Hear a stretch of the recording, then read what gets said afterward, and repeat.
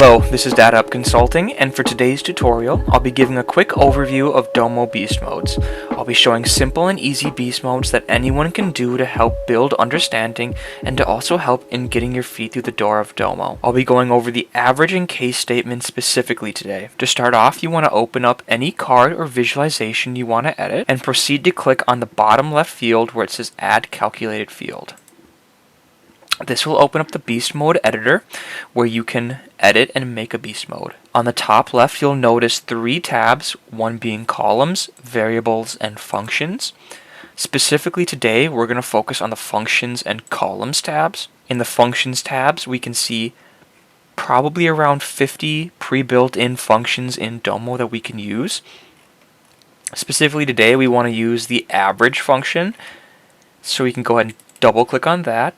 When clicking on any of these functions, you can see that the description at the bottom changes and gives you an easy example to try and help with understanding as well.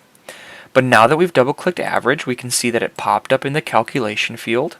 And we next want to fill up this parentheses. As we can see down here, we need something to put into the parentheses to use the function.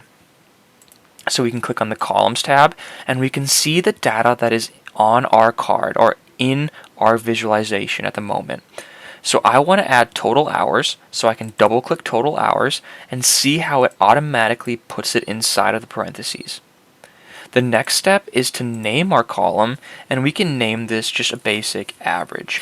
To continue now, we need to validate our formula, and once we see the green check mark, we can then hit create beast mode. Next, we can exit out, and we can see the finished beast mode down here in the beast modes and segments area. By dragging and dropping it into the y-axis, we can see how our card or visualization has updated and is now showing the data. But let's say we want to split this up even more, and we want to split up these hours to whether it's a meeting or not. What of these hours are in meetings and which of them are spent on other opportunities? So let's hit another button, or the same button but again, and add a new calculated field. This time though, we want to do a case statement. So for a case statement to work, as you can see here as well, it needs to start with a case and end with the words end.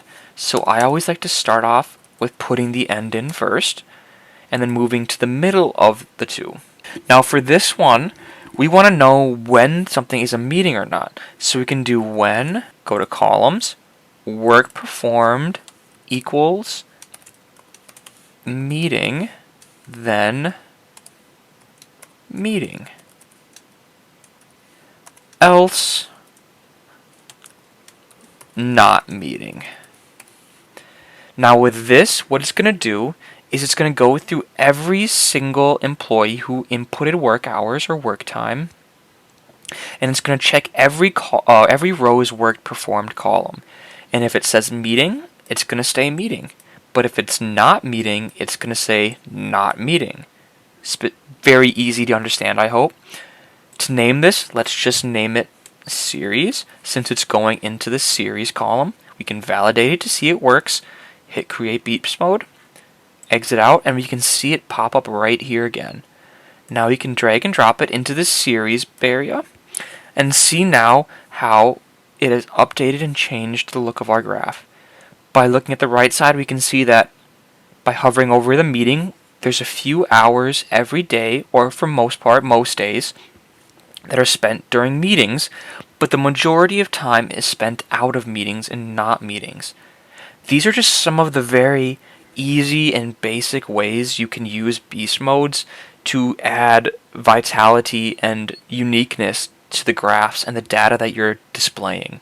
There's so much more to talk about, but I'm going to end it here for today, and hopefully this will become a multi-part series where we can further explore all the different segments of Domo together. Thank you for watching. I hope this has helped. Have a good one.